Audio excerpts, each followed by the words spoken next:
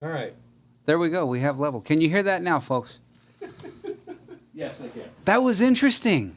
All right. Almost there. Okay, so let's start over. It's been a while since we've had a train wreck of that caliber. All right, give me a second here. I am now currently getting my microphone put back on. I had to run over and kind of try to. Why is mic? Oh, don't you just love it when wireless mics, the cabling wants to go everywhere except where you want it to? It always does that, right? Especially when it doesn't need to. Exactly. All right. Good evening, everybody. There's nothing like a good train wreck to start a show. That's how we get the blood pumping. Yeah, so unfortunately there was a lot of dead air, and you guys don't realize, and I'll probably do my best to cut this down. A lot of people, probably on the podcast, you guys are like, I don't understand it, because I'm going to cut it out. So I apologize about that. For whatever reason, the OBS decided to drop the audio input and goes, I don't know what that is. So yeah, I'm going to blame it on a Windows update that kind of threw everything off. Sorry about that, folks. We are back, and Dom, yes, we did see you. Good to hear you. Good to hear you, and thanks for the heads up on that. We had to run around scrambling, try to figure that out, but luckily I kind of knew what that is.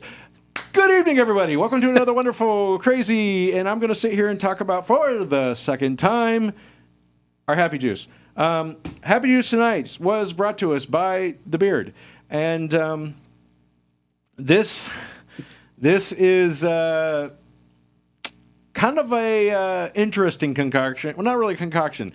This is peanut butter whiskey. Yes, PB&W. And whiskey. The best way I can describe it, it's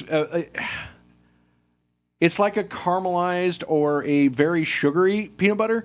And the one thing that reminds me the most of is if you were a kid and you ever did the peanut butter and syrup sandwiches, that's exactly what this tastes like. That is a good, yeah. That's, yeah. It's very, very much, yeah.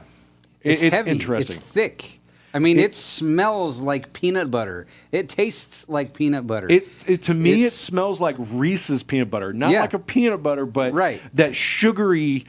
heavy. Yeah, rotting your teeth before you even bite into it. Yeah. Peanut butter yeah, exactly that one. Like, yeah, it's I mean, it'll hit you. Is it? I can't remember. Well, we left the bottle in the other room, unfortunately. But is it? I can't remember. Is it 80 proof? 70? Oh, that's a good question. I'm going to look it up. Usually ones with more syrup, the more sugar content, they're a little bit lower proof. But that is tonight's Happy Juice. And tonight's Happy Juice is going to coincide with the candy challenge. It's a little bit different. It's not so much as a candy challenge as what we're going to try to eat with the peanut butter. We thought that would be kind of a unique twist on things. We picked up something different to try with the peanut butter whiskey. And this is the first time I've ever had a peanut butter whiskey. So it's, yeah. 35% alcohol. Oh, okay. Yeah, so it's mostly just sugar. It's just flavor. 2 parts peanut butter. Really? 1 part. Oh, no, that's a drink. Okay, yeah. Oh, no, okay, the big ton of drink. So that's tonight's Happy Juice. Kind of, it's different. We'll call it interesting juice. So, all right, good evening, everybody. Kind of a slow news week. Pretty much the only thing, and I noticed this, if anybody noticed it, anybody that plays Worms Armageddon, does anybody here even know about Worms Armageddon? Worms Armageddon was a game that came out no. The last update for it, the last time it was reached was 21 years ago. And they literally decided to drop an update for it. It includes 370 fixes, 45 changes, and 61 new features. I think it's like patch 3. After 21 years? Yeah, it's the 25th anniversary of the original Worms game. They decided to release a patch for it. So anybody who's a big Worms Armageddon fan, there's a patch out for it. That was like literally that was the big news. Next to that, I hope you guys are having a great week. We've actually been doing pretty good. Before we get into it, Beard, how's been your week? I mean, well, not really, but how's your week been going so far? Not horrible. It's not bad. It's, still... I've been seeing a lot of your projects lately, and they're looking pretty pretty amazing. Well, thank you. Yeah, my wife and I have started working with resin. We're trying to make tabletop gaming dice. We have some molds, but we're having some issues with bubbles. We're working that all out. Is it like a learning process to get Yeah, through that? it's temperature, and you can't really see into the molds very clearly, and you're using these really cheap little droppers, and it's a process. Sounds like what you have to do when you're working with me. Most of the time, yeah. So you'd figure I'd be pretty good at it, but but it's a fun process. We're making a few different things. Where we just ordered some glow-in-the-dark pigments for it, and we're just kind of having some fun. So yeah. Now, are you just making 60, or are you getting more adventurous with the more sided dice? I have a set of molds that goes from 6-sided to 20-sided, standard size, and then some that are larger. Yeah, we're just kind of, we're making some things, and we're going to see what comes up. We've got some really cool little skull molds. Some of the skulls are wearing headphones, such as these, and I'm going to put some magnets on them for like refrigerators and whatnot. So. Oh, that's kind of cool. Well, yeah. keep me in touch for those. Absolutely. I saw the skulls with the headphones on them and thought Ray would like those. Yeah, definitely. All right. So, that's Ellen, I think, right? Yeah, Ellen. Yes, Ellen. Ellen, it's been a while. We've missed you. Working with resin is an interesting process. It really is. It's fun, though. I'm afraid for me to work with resin, it would make more of a mess, and you'd see me resin things that shouldn't be resined, just because it'd be fun. Probably, but that would be hilarious. Yeah, true. How did you get resin on the motherboard? But I thought you can just pour it on there. Well, yes, you can. Should you is the question. Good evening, Mr. Barrett Ray Rice. How you doing, man? What's up, Eric? I miss you guys. Yeah. We're going to have to put together some kind of party for everybody. Yeah, we need to. All right. On to the news. This is a little bit more of a news. Zack Snyder. As you guys all know, Zack Snyder has been given the go-ahead. And I believe the rumor was that he was given... I heard somewhere that it was $30 million to do his version of the Snyder cut of Justice League. Okay. Now, and a lot of people are like, that's a lot of money because they already spent money. Well, they actually didn't make as much money as they had hoped. And if you think about it, Zack Snyder is making this for HBO Max, and them spending $30 million on original content, which technically that's what this is going to be. Yeah. And it's going to have a draw because a lot of people were not happy with Justice League, and they were there was a huge outcry for the Zack Snyder version, and so paying $30 million to get that. And exclusive content for your streaming service, that's actually not that bad. Yeah. Not that bad at all. I mean, if you remember, what was it? It was like 55 or 70 million for Deadpool. Yeah. And I don't know how much they pay, Netflix pays for their series and stuff. So 30 million is not that bad. Netflix has got some interesting content coming out right now. I've been enjoying that. But yeah. And the other thing is like the length of it. Like there's so much he had to work with because I can't remember. They cut that movie down to 120 minutes, and he was originally, I think, 214 minutes is what he was shooting for. Yeah, that sounds familiar. Yeah. So it did. That movie was way too much of a wham bam. Thank you, ma'am. It was like this is quick. It did definitely feel like it was all compressed. It really was. Really did. And because it started off with one person and ended with another, it was just too much of a hodgepodge. It just wasn't really good. So, Zack Snyder recently, what was it, yesterday, I believe it was? I need to know what day today's day is. It was yesterday or the day before. He did an update, and he talked a little bit more on what he's working on for the Snyder Cut. And he went in, it was an interview with Beyond the Trailer. He goes, the theatrical version of Justice League is tighter in continuity to what Warner Brothers is doing now in the DCU. And the reason why he's talking about this is because his version was before all that. His version is not going to be in continuity with Aquaman and a few of the other movies that come out after Justice League. His movie is going to be more along what he was envisioning and to tie into the previous movies. That was his whole deal. Let's see here. Since 72. That's a joke that actually goes back to we were doing a load-in for WWE. Oh, And okay. Yeah. It's I'll explain it later. Okay, we'll get back into that. We're going to do it because of this, and because Warner Brothers has done the kind and amazing gesture of saying, Zack, go finish your vision. It's going to be divergent in some ways just by its nature. And I think that's a thing you want because it allows more, and more is more. Yes. And essentially, like I said, he wasn't involved with Aquaman, and neither was his vision to work with the following Aquamans or the Wonder Woman movies, especially the Woman, what was it, 1984 that's coming out? Yeah, 1984. Wonder Woman 1984, which is coming out. It's not going to tie in with that either. But we are going to get it. Basically, way he's comparing the new Justice League, and I kind of agree with this, and I like this a lot. He goes, he basically, if you guys ever remember, there was a lot of like in Batman, there was Elseworld storylines, and I think they did, other comics did it too, and that's where we got the ideas of medieval, ninja Batman. Medieval Batman, stuff like that. We got a lot of those ideas because people decided to take a character and do a what if kind of storyline. Yeah. And sometimes they were one shots, sometimes they spanned a whole like 4 or 5. It just depended, and it was kind of cool whenever someone would come in with this wild idea, and. It's kind of where we got, I can honestly say it's kind of where we got a lot of the, a different writer would come in and we get a different Joker.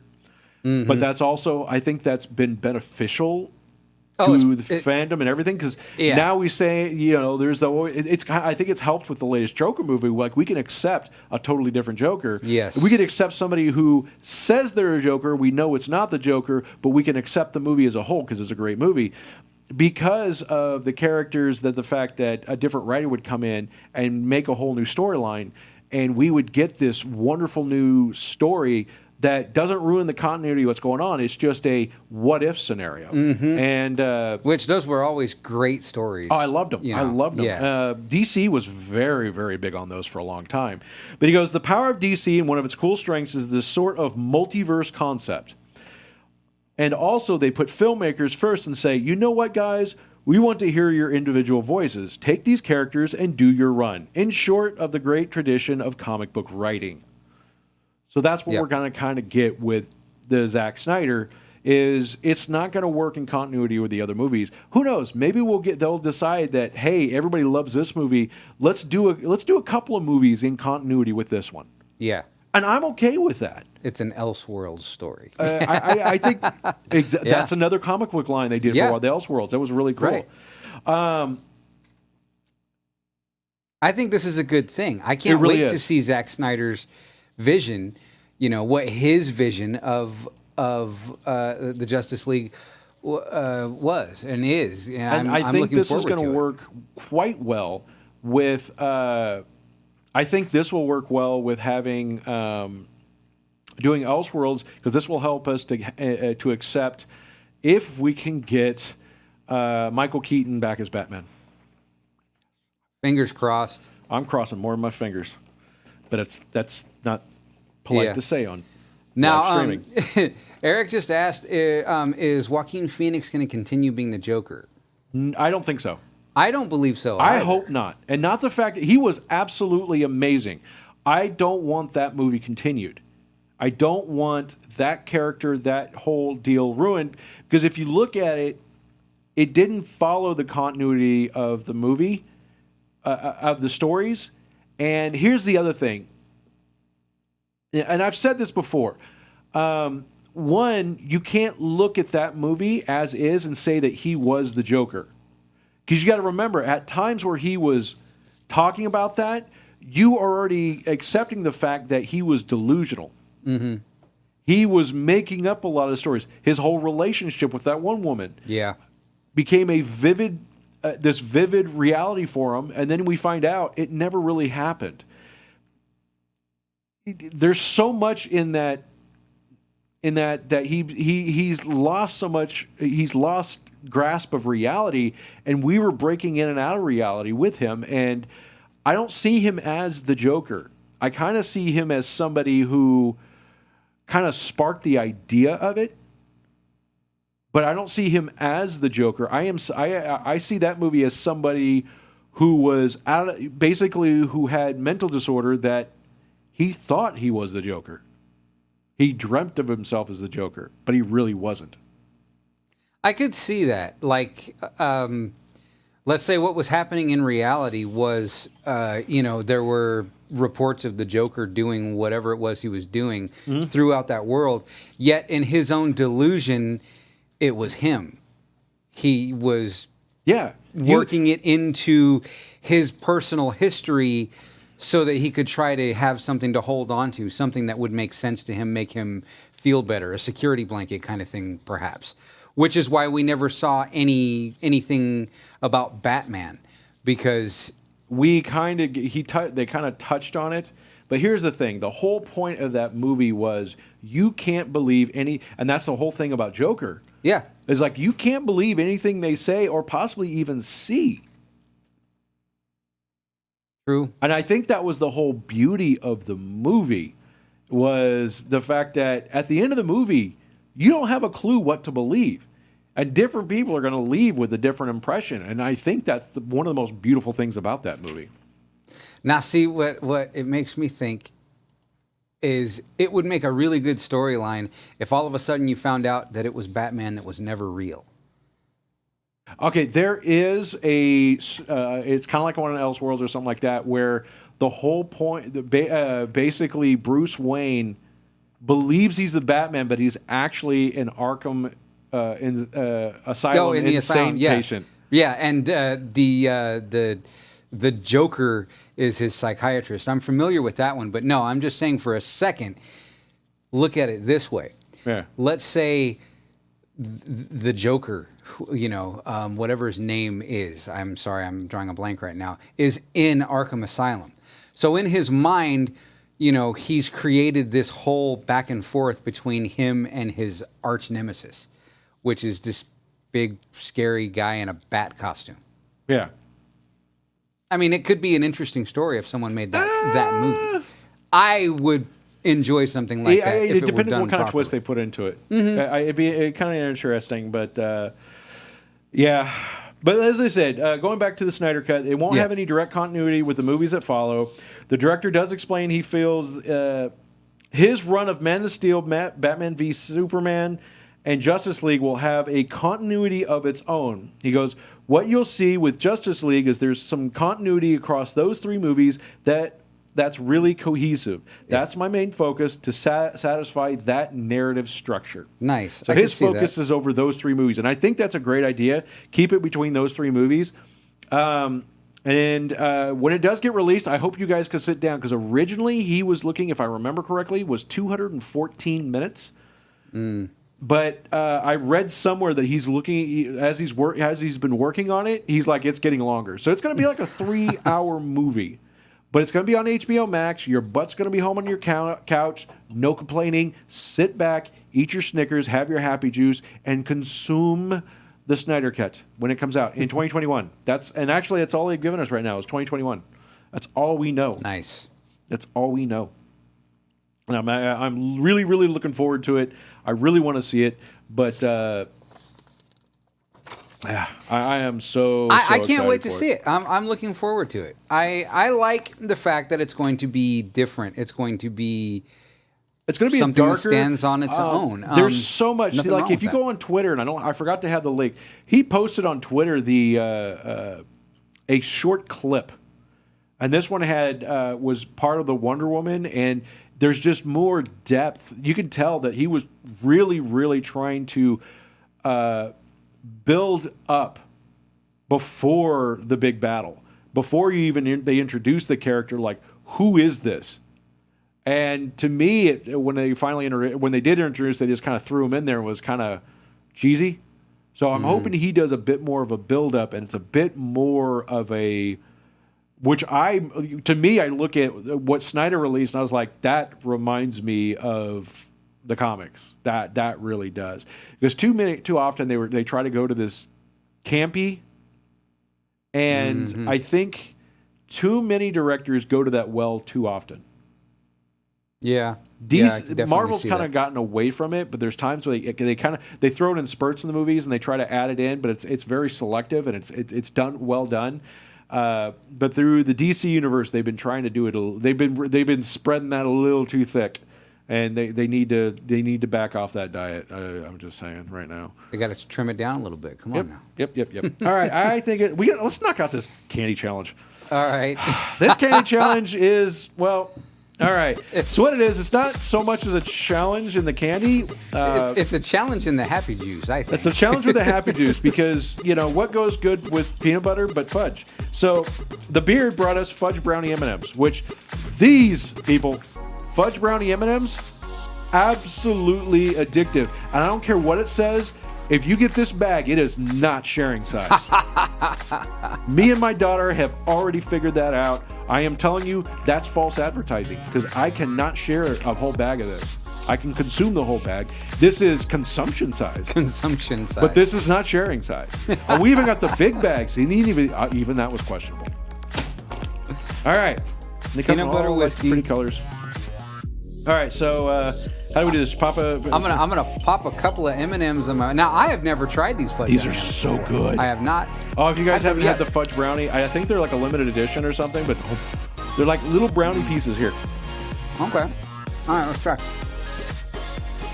Chunks of brownie inside. Well, like you guys can see it. What am I doing here?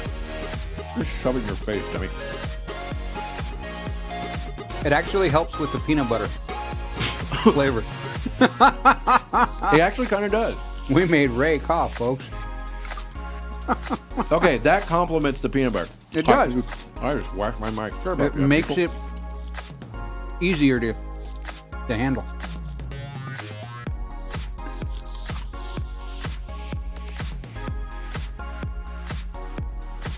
That's actually... It works. It really is.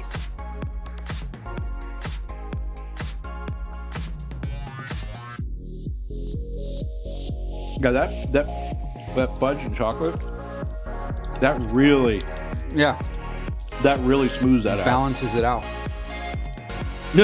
He goes, that sounds awesome. It is. All right, so definitely if you're going to do, anybody is willing to try peanut butter whiskey, and give it a try. Some people will like it. Like I said, it doesn't have a very high alcohol content because it's mostly just flavoring. But try it with fudge brownie M&Ms, or just grab a big brownie.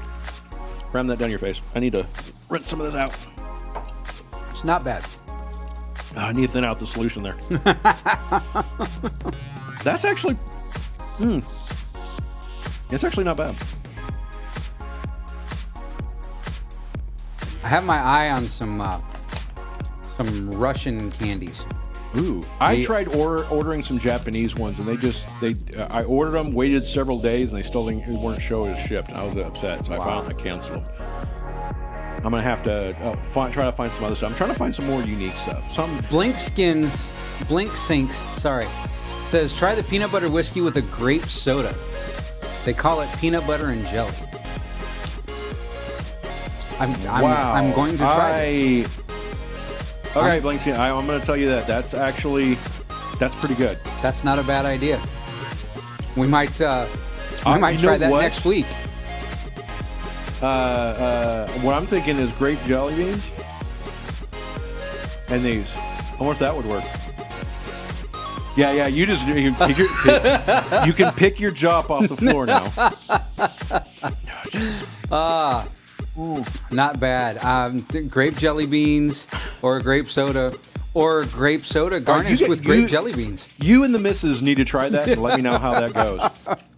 I think I'm going to be done with flavored whiskey for a while. I'm going to be going to straight whiskey to kind of I don't want to upset my palate for too long. I'm thinking, I don't know. I'm thinking Jameson sounds pretty good after this one. Yeah. All right. I think let's go ahead and skip right to the Cape Gem. I want to get right out of one straight to the other one. All right. Let's go to the Cape Gem. And honestly, when I posted this, I said my new love. I am not joking. I have fallen in love. These were a gift from a coworker, and I had to show you guys this thing because I've got these set up. I have used these. I was gaming on these last night.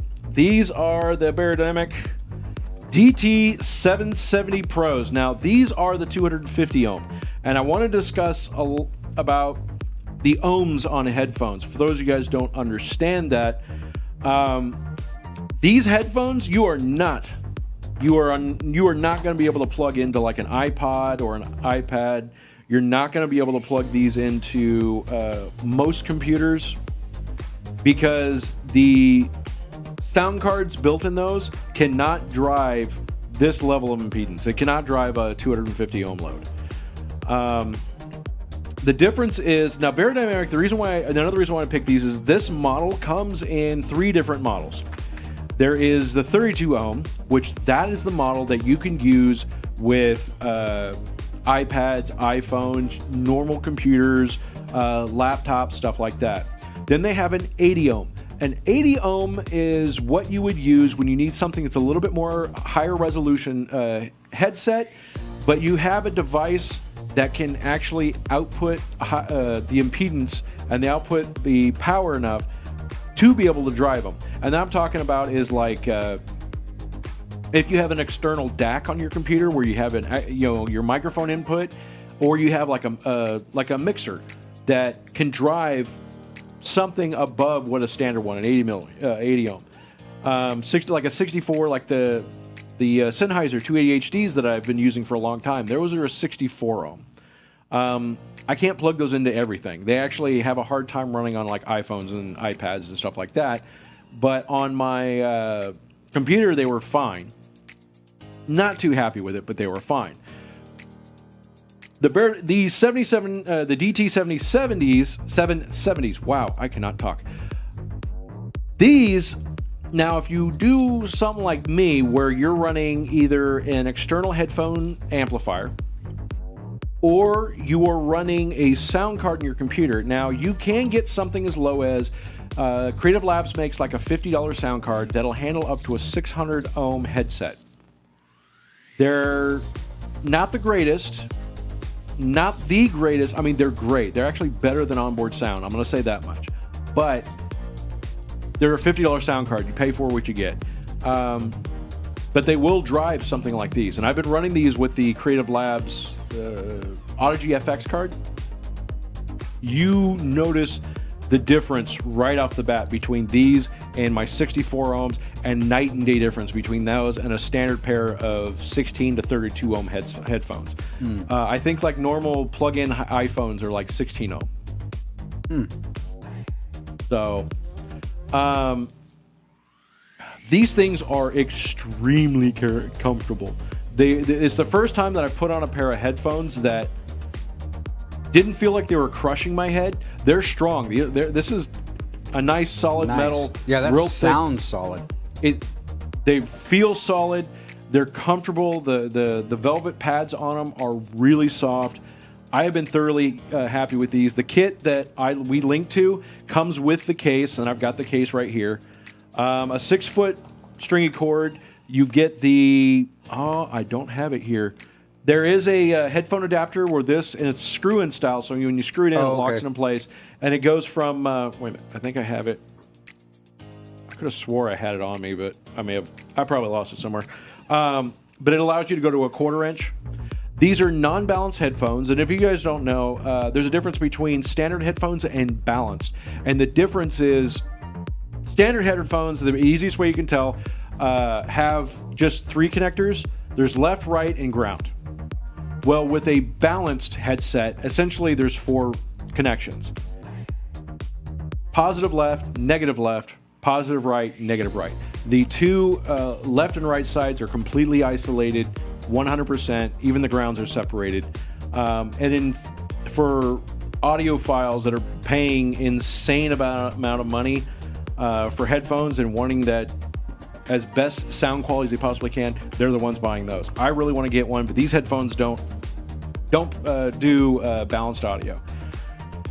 But oh my gosh, I love these things. And honestly, I was listening to some FLAC music last night, and I couldn't believe the difference I heard with, let's see here, I was listening to Billie Eilish, some of her stuff. There's some fine detail in there. Sometimes it's a little bit difficult to hear. You can hear everything in these. Let's see here. What is it? I pulled up some Blondie.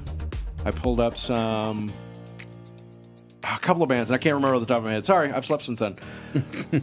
Just it's one of those deals. It's like once you can hear the difference, you're going through your collection like, oh my gosh, listen to that. And then I was going through switching between my two headphones and just like I was like, wow, that's the difference. And it's just subtle details. Like I said, if you're into music, this is definitely, now you can, believe it or not, there is I may do a review on one of those. Let's see here. Yeah, Sean says he has a pair of those. They're power hungry to get loud, if he remembers correctly. Now, are they, Sean, are those the 250s or are you running the 80s? Now, here's the thing though. When you're trying to run a headphone that is, so say you've got a 250 ohm, but the output you have is designed, like not everything is designed to handle up to a 250 ohm headphone. Mm-hmm. Most iPhones and stuff, iPhones are designed for a 32 ohm max. Right. So if you try to plug in, not only is it not going to have nearly enough power, because it takes, when you're running a 250 ohm, it takes a lot more power to run them. Right. And you need an external DAC. Now they make some iPhone. There's one brand, and I've been tempted on buying one. It plugs in and actually is Apple certified, so it's digital all the way into the output or into the DAC, and then you've got it can handle up to a 600 ohm pair of headphones. And I've been tempted to buy one of those. Those will drive these 250 ohm, and you'll get plenty of sound out of them. But yeah, anytime you try to run something as low as like something that's only designed for 60, like the cheaper the audio device you have, the more shortcuts they took, and a lot of times they're only 16 ohm. You plug in a 32 ohm and you're not getting much volume out of it. Plug in my 64 ohms and it sounds like, wow, these are almost dead silent. 250 ohm, you probably won't hear much of anything. Right. But yeah, if you the main thing you got to do is, like I said, if you're trying to plug in 250 ohm, pretty much assume that you have to have some kind of an external DAC to run them, or you have to build your computer, much like I did. I bought a sound card specifically to output for these headphones. 64 ohm, you can kind of get away with it. That's what I do with my Sennheiser 280 HDs, which are a 64 ohm. For general use, I would say most people are going to be using the 80 ohm, but that's also with an external DAC plugging into like mic inputs, recording USB devices, stuff like that. If you're trying to find a pair of these or a pair of headphones or anything for like iPhone, iPads, laptops, you want to stick with either a 16 ohm or a 32 ohm. 16 ohm is on the low end. Those are going to be the cheaper ones. 8 ohm or 32 ohm is going to be kind of more of your little bit higher quality, but it also they get their components inside of it. I love these, and there's not a whole lot I can plug into these, but I can plug these into my computer. I'm already looking at the stupid $200 sound cards because I know those are going to make those things sound so much buttery happiness. No joke. But I was playing Buttery happiness. I was playing Modern Warfare Warzone. And I was hearing I was literally hearing the difference between footsteps and reloading and from people distance away. And it was just like, it's like the subtle little things. Yeah, it's so freaking glorious. And listening to music, you're hearing the difference. But like I said, you have to have something that can drive them. But you also got to match your headphones up to what you're using them. You can't just plug a 250 ohm. And actually, if you're not careful, if you're trying to drive 250 ohm headphones off of something that was only designed for 32 for a long period of times, you may burn out the amp on it. because it's trying to, its hardest to do it, and it's just, there's no way to do it. So, let's see here. Might be an older model. They are years old. I've had them since I was in high school. So yeah, cell phones don't have the power amp in your studio you listen to. Yes, and also, like I said, the other key thing is like, especially like audio consoles in studios are designed for the 80 ohms. Those are typically, I think on average, most mixers and studios are designed for up to a 300 ohm headphone.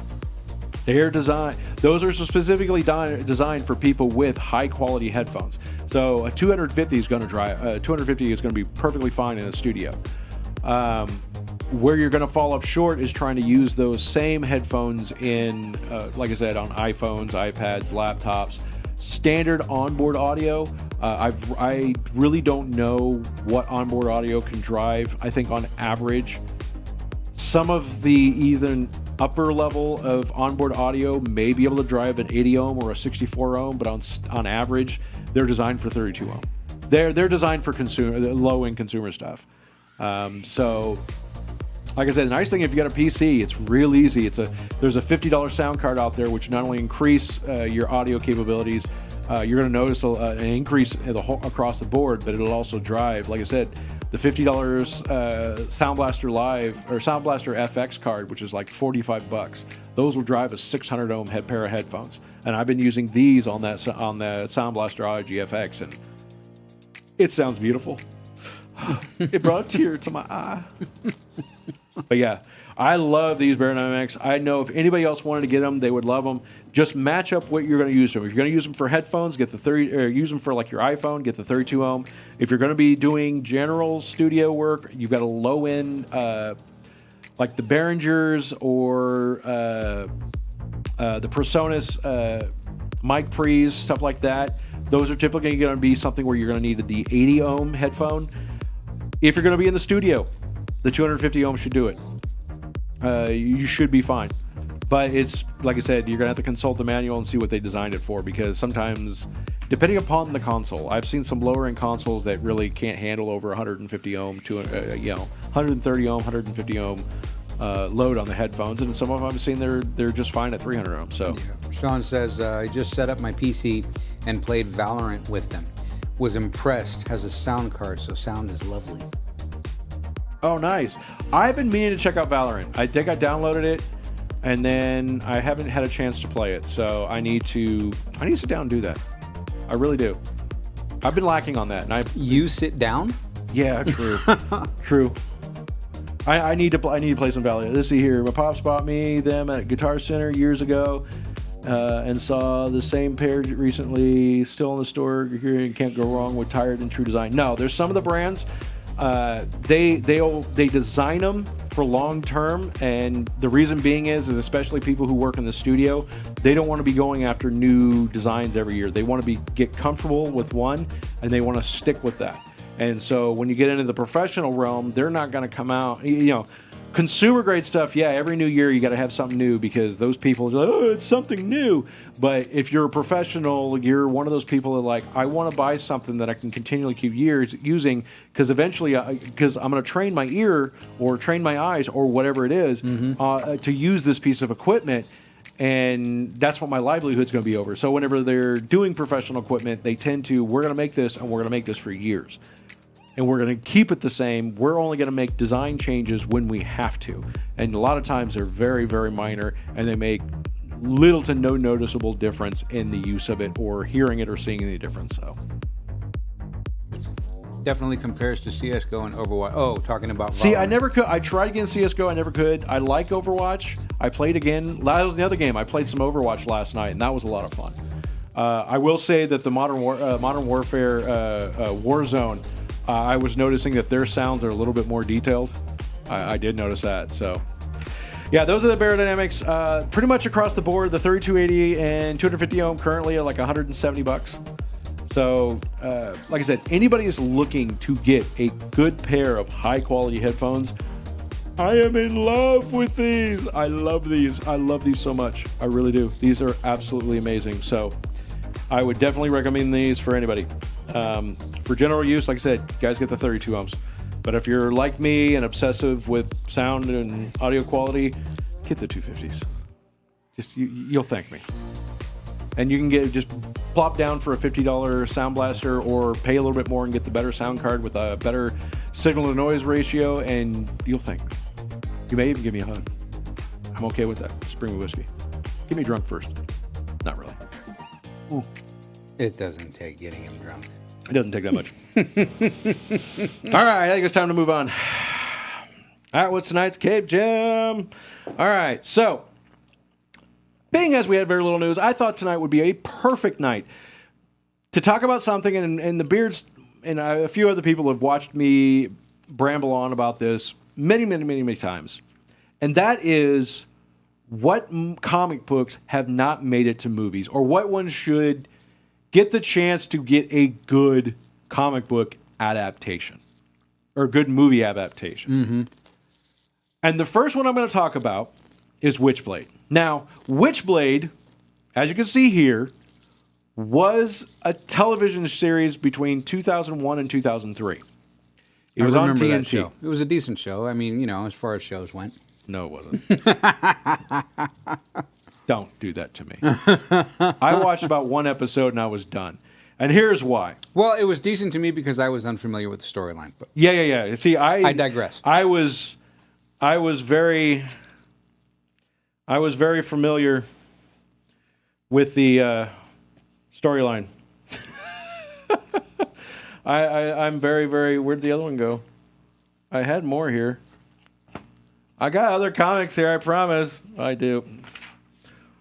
But yeah, no. When it comes to Witchblade, yeah, I know the storyline. This is Witchblade number 1 from 90.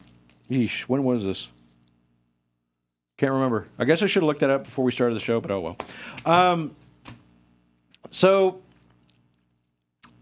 in the TV series, some of the original writers were part of the television series, but I guess they had a very low budget because instead of having the actual Witchblade, they just had a freaking gauntlet. And the kind of camera flashery, gimmicky thing they did to do the transition so they didn't have to have a CGI budget was just bad. The Witchblade comic book series ran from November of 1995 to October of 2015. Yeah, the comic book series ran for a long time. Yeah. And and the other thing that upset me was they didn't go into her backstory much.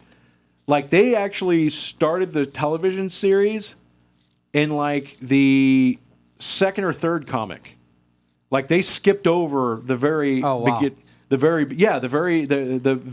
she got the Witchblade, which I thought was very key for her character. Let's see here. Blink6 says, I recently picked up some of those Witchblade comics. Did you get Witchblade 1? I have 2 somewhere. I actually have multiple versions. These are the spares I have. I actually have, like, I wound up getting multiple copies of the original Witchblade. So these are my duplicates. I used to make sure I get comics, and I would order some online, and then I also ordered some from a local shop, and then I would get extras, and that's okay. All mine are backed. But here's the thing about the Witchblade. The Witchblade in this, it made it look like it was just this chunk of armor. And yes to a degree, but it wasn't medieval armor. It wasn't like this plate armor as it looked. It was literally this. Think of it like liquid metal is one way. Like living liquid metal. Okay. It's a ancient creature, almost like a demonic presence, but not really. That is eons old. And the whole point of the Witchblade is, and it kind of helps with the over-sexualized, very stylized art style of the Witchblade, which I think as a movie would work perfect. Because they did it in like John Wick. Everybody was very, very, very stylish. I think we know that kind of thing would work. I think the Witchblade with kind of like, done similar, but not really, to John Wick with the action scenes. But the main thing about the Witchblade is in this they showed you was this gauntlet. Now there's another image. The Witchblade. I found this image from the comic book, and this best describes it. If you see, she starts off in a black dress, but as the Witchblade comes out, it actually starts like organically encasing her in like this armor. The problem is, and you will notice it if you read the comics, there's places, and this is during the beginning part when when she first gets the Witchblade, it's cutting her as it's taking over. That's how her clothes get ripped. It also helps with the over sexual nature of the comic. But not over sexual. It's just very sexualized. But if you really look into it, the fact that it comes over her head, through her hair, it comes down both arms. It lives on this arm as like a bracelet, but then it starts expanding out. And sometimes, every time it comes out, it comes out alive in its own in a unique way. It's like organic life that just takes off around her and puts a piece of armor around her. Nice. But it sounds really interesting. It really is. Kevin said that's by the way. Blink Sinks is Kevin Gregory. It says I picked up a crossover between Tomb Raider and Witchblade. Okay, which one? Because that's one thing I was going to get into. Witchblade has done a lot of crossovers. There's been a Witchblade Wolverine. There has been Witchblade, the Darkness, which also ties into the story of the Witchblade. Darkness is see, that's the thing. If they ever did a movie like this, they can branch out into the Darkness movie series, which I know a lot of people will love. This needs to be a movie, but or at least a better television series. No, it needs to be a movie. There's no way they can get a budget. I'm sorry. I only think Witchblade will work well as a movie as like a 3-part movie series. Okay. And then you can go into Dark Child, and you can go into I don't know if Dark Child will ever work, but now I'm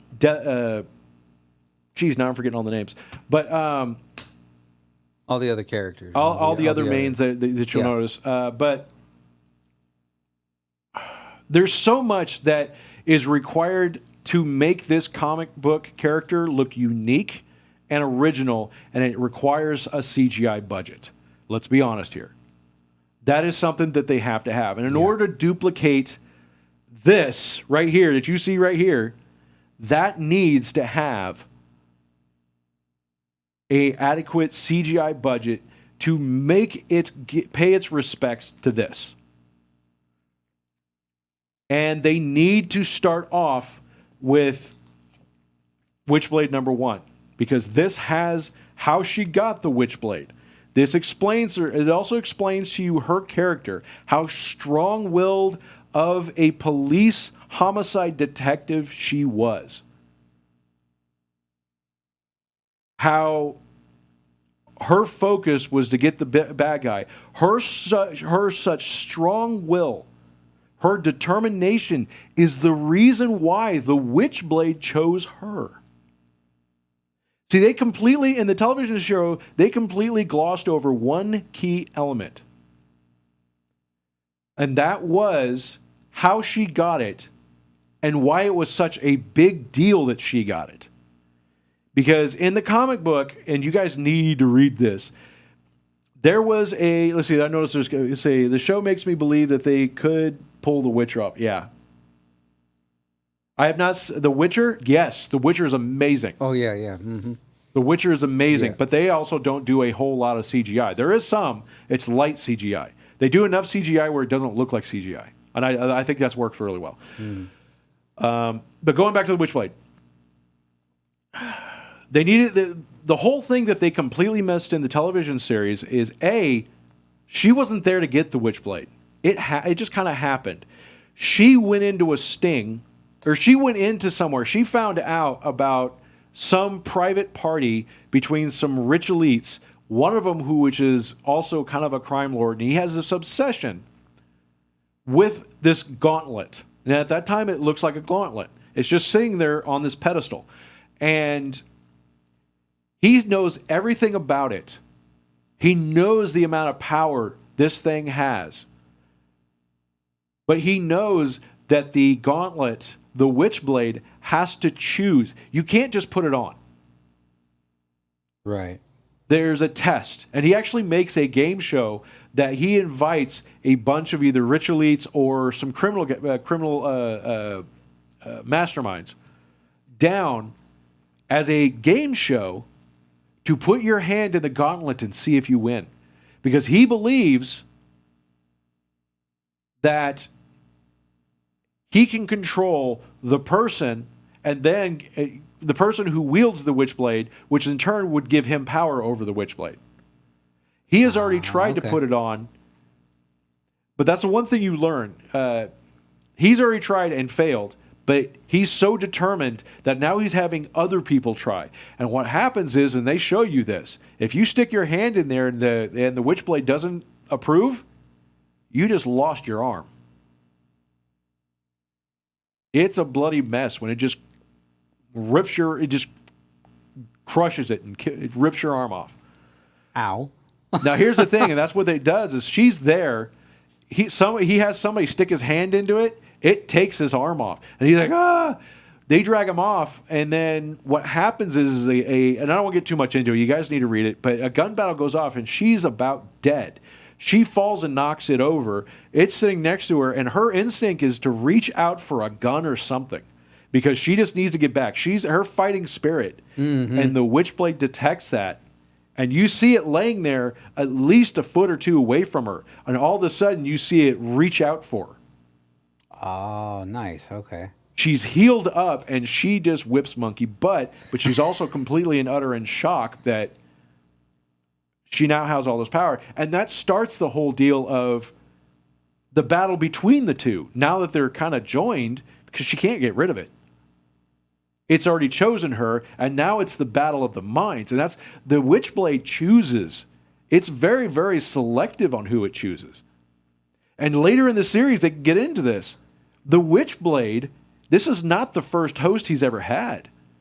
This is like host 30 or 40 in the years, and eventually they go into the comic series. They go back. Some of the more recent Witchblades, they've got a completely different person playing. It's a completely different female that's now wielding the Witchblade. Oh wow! Okay. And then before, there's one of the ones I thought was really cool. There is a pirate captain, a female pirate captain who wields the Witchblade. I believe that's what it was. I think she was a female pirate captain. So yeah, it's one of those. Yeah, it's. I believe this is my pick, and I know I've gone on a little bit crazy with this. I'm kind of going nuts with this, but I've been literally honest. This is the one thing I've been talking about. There's another one that I was going to get into, and I've been battling all of this one, and I just showed the beard this one, and he likes it. So we can go get rid of the image. I've already read 2 of these. Yes, I think this would make an amazing, and they need to work on it. Battle Chasers. I think this would make a great television series akin to. The Witcher. Yes. Also, we have, because this is kind of a medieval steampunk where she takes this little girl takes on the gun. Well, you go ahead and tell it. You got to read it. Go ahead. Your turn. It's an interesting story. It kind of reminded me of where there I am. It was a really cool story. Like I said, we were ahead of schedule here in the studio, so he's like, here, read these. So you got take it. There's this big robot, and I didn't get. I still got to. I don't know how much magic he got down the but preview and the preview in the second volume. The second volume, yeah. The story, I mean, it got me quick. It's really good. And I like the little girl on the what was that number 3 you were just holding up there? I had the prelude and 2. Did I give Oh you no, three? I've got 3. It's You've 2. got, yeah, so I wonder what 3 was. Yeah, it's 2 you've got over there. Yeah, 2 I've got the over girl here. on it. That's the one. Yeah, that one is it's her father is missing, and I mean, for anyone that wants to read it, I don't want to give the story away, but it's Give it a little bit. pretty interesting. He's like missing, but he may not be missing. It's like a mystery. And, it kind of goes into it right in the beginning of it, which is really cool because it gives you just enough to get you hooked. But story-wise, it's great. And it's got like this huge robot who I haven't really seen the robot do a whole lot, but he does kill a couple of demon-looking things, so that's kind of cool. But I can definitely see why Ray gave it the steampunk, said that it had that steampunk vibe because that is what it felt like. But also there was some kind of magical elements. Exactly. It's some pretty interesting stuff, though. It's very, very Wizards-esque, if you're familiar with the old animated movie Wizards, the post-apocalyptic story. That's what it. That's how it kind of came off to me. But I'm enjoying it so far. I got to get the comics myself. Yeah. Blink Sinks just said, I would love to see the Bat Who Laughs. That would be an interesting story if they did that one. With their talks of doing all these unique stories, because DC has kind of given up on making the DCU, and I think they're more focused on doing what they've done in their comics, which is not make one big, a couple of cohesive ones, but some other movies that are just their own thing. And I can totally see the Bat Who Laughs. I mean, it's not like they haven't been doing the. If you haven't watched any of the other stuff, like the what is it, the latest Harley Quinn one, I haven't caught any of that, but that looks hilarious. I need to catch the new Harley Quinn TV series. Oh, the show? Yeah, I haven't checked that out yet either. I would like to, though. But the Batman movies, the Batman and Robin movie, and I've watched a couple of those on HBO Max, and those are good in their own right. I mean, watching Harley Quinn and Nightwing get it on, that was a bit weird for me. But you know what? Hey, I mean, that's that story. I'm not going to knock it because it was kind of a unique twist. I would like to see somebody do something where Batman, like the storyline where Batman was in the Cthulhu mythos. And it was the more detective. This is when Batman carried a gun, and he was a detective. And I personally, I want to check out those comics. Yeah, because I've heard that they're good. I haven't read them yet. The problem is who owns the right to Cthulhu, because the problem that there's probably a lot of, you got to remember there's a lot of these like. The reason why I like Witchblade is because that's one comic that has always done a ton of crossovers. But here's the thing: it's like who owns the rights to those? The comic book world doing the crossovers is easy, especially during the 90s. It was real easy then. Nowadays, those IPs are held so tightly by buttholes that are like this that it's almost next to impossible to make that kind of stuff happen anymore, especially with Disney bringing everything back under Marvel. But I don't know. Who sees? Who knows? There's a lot of these companies, I think they need to give up trying to take what's popular, and they need to make something popular. I think they did it like with Spawn. I think that was an amazing hit at the time. Spawn was good, yeah. I really think that one could be redone. Kevin just said, or I'd like to see a Gambit origin story with the Thieves and Assassins Guild. That one, I honestly, I would love to see that. And that's one I really... Honestly, I think that should be a perfect TV miniseries. Yeah, I think that should be a Disney Plus miniseries. Yeah, that would be good. Like 5 episodes. Because it's Gambit, so there wouldn't need to be a whole lot of CGI. You wouldn't want it to because it's the Thieves Guild and stuff like that. But I honestly could see that as like a Disney Plus, or no, I think it would be better on the Disney Plus miniseries side. Not a cartoon. It'd be nice to see it live action. Yeah, Bill Sinks says going back to Batman, this new one with Robert Pattinson is supposed to be more detective based, and that's what I've heard also. They're trying to get more. They're trying to deviate from the newer style and going back to the detective comics, which I wholeheartedly approve of. More of Batman doing, because that's the thing. Everybody, What I dislike the most is that they've been mostly flaunting how rich, Batman's got money so he can do this. Batman's got money so he can do this. Batman's got money. And it's like they forget the key element to Batman for a long time is we didn't even think, when you read the comics, we didn't even think that he was rich. We knew he was intelligent and constantly outthinking all of his opponents. Mm-hmm. And for us, that was always our superpower. In the movies lately, it's always been, I'm rich. Yeah. That's unfortunately very true, and it sucks. It really is. Because it kind of paints the character in a completely different light. I don't paints feel him in like the it's the wrong way light. he was supposed to be viewed. His money wasn't his superpower. Mm-hmm. It never was. He used his money to catch the bad guys. He had to buy the equipment. He constantly was looking at new ways, which he needed the money. But the fact that he built most of his stuff, he was constantly trying to find new ways of figuring out how to stop criminals. It wasn't money that, you don't remember how many comics he was breaking into the police department to go through files. He was breaking into businesses. That money didn't do that. That was his skills, his intelligence, his craftiness. There's a lot to the comics. Wasn't him flinging money around and him making things happen. I mean, that's not the way. And the way they've been portraying him as, he's rich, so he's Batman. No. Yeah.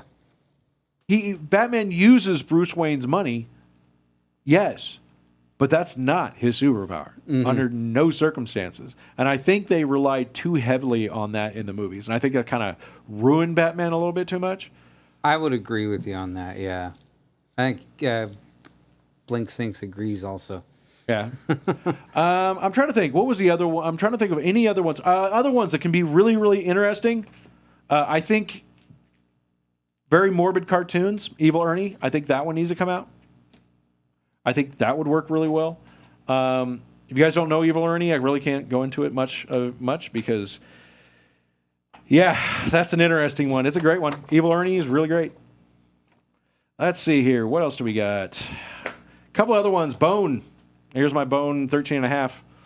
I think this would be really good as a non-kids cartoon. Let's be straight here. Oh, what else do we got? There's so much. They keep focusing on the ones everybody knows, but they keep forgetting that it's not hard. And Marvel has proven this. Guardians of the Galaxy was never successful as a comic book. Very true. And now it is like widely known. Why? Because they took an idea and made it great. They took a comic that they knew would work great in the movies, and they did it, and it's worked phenomenally. They need to look at that with other IPs. And there's plenty of these independent comic book developers. I know they were chomping at the bits to have a movie done of their comic books. So we need to make movies. We do. That's where I'm at. Nerd Cave we Show need more Productions. movies. But like I said, my two top picks for stuff that needs to happen: Witchblade needs to become a movie, and Battle Chasers needs to become a television series. These two need to happen. Somebody make them happen, please. You guys haven't read the Battle Chasers? Go read it. These are from, 98 is when we saw these? I think so, yeah. Yeah, these are like in the 98 era. Most of my comics are around that time in the mid to late 90s. So because I really haven't been keeping up with comics for a while. Let's see here. Vampirella would be a good one. Lady Death would be another good one. But these are my high picks right now. These are the ones. Red Sonja is another good one. I think that would be a really good one to work with. Let's see here. Lady Death. Yep, Lady Death. That's a really good one. Vampirella would be a good one. Let's see here. That would really help with all my my goth friends and everybody with those kinks. Let's see here. I'm drawing blanks on any of the rest of them. There's got to be Deadpool. Honestly, if I could see a Deadpool movie, it would be they need to do in Ryan Reynolds. If you're watching, You need to do a little short movie. There is a comic out there, and I will gladly mail it to you. Just contact me. And it is Deadpool versus the worst Marvel villains ever existed. And somebody has went through and cloned all just the utter garbage villains and thrown them at Deadpool in one time. It's one of the most hilarious stories. I think you should do like a half hour, 45-minute, just a one shot that shows up. That should, just a quick little blurb that shows up at the beginning of one of the other movies. Just like nobody knows it's there and it shows up, or you release it. It's something that you do and it gets put on you can't do it on Disney Plus. You couldn't do it right on Disney Plus. I'm scared of what's going to happen with Deadpool now that Disney has it, because Disney's going to Mickey Mouse ears that, and you know what happens once they put a Mickey Mouse ears on a movie, they just grab it by the ears and ruin it. Handlebars. Mm-hmm. But all right, I think that's about it. We kind of hit our hours. We went a little bit, but that's all tonight's right. been a great We're having conversation. fun. Oh, I love you guys. You guys are absolutely amazing. You guys return every week.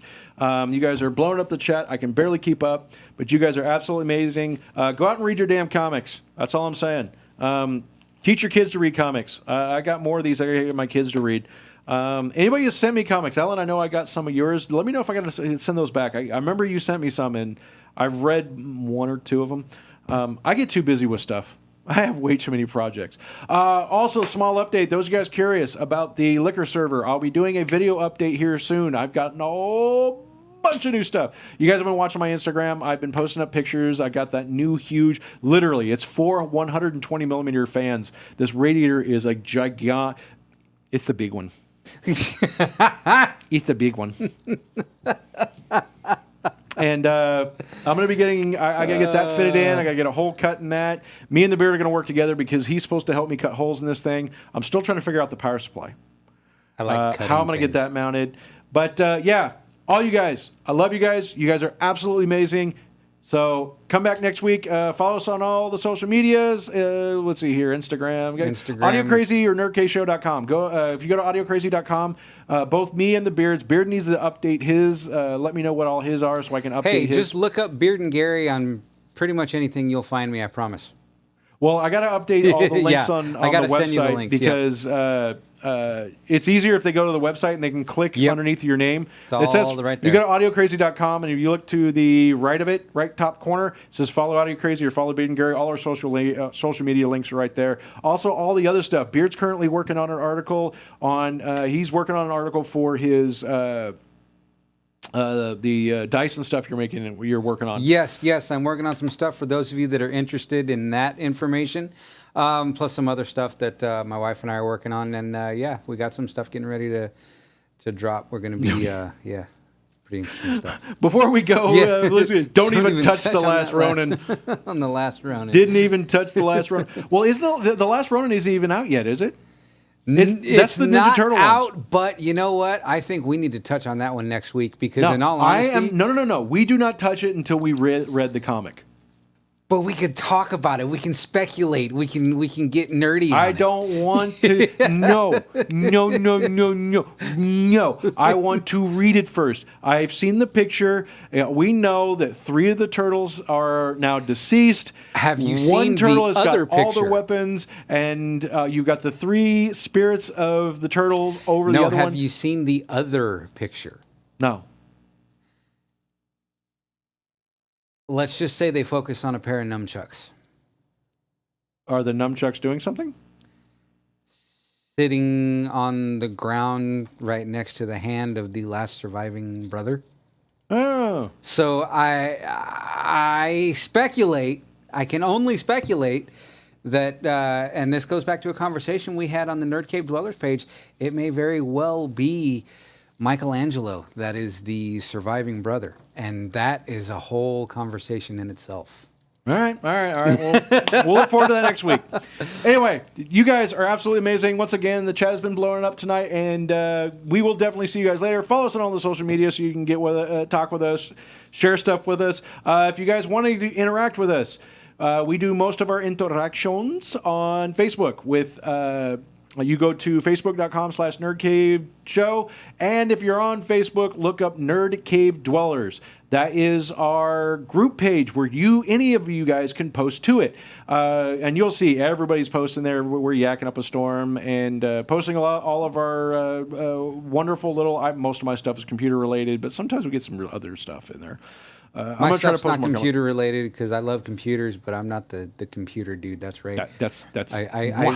I try to make, funny posts, and they're not always funny. But, hey, I try.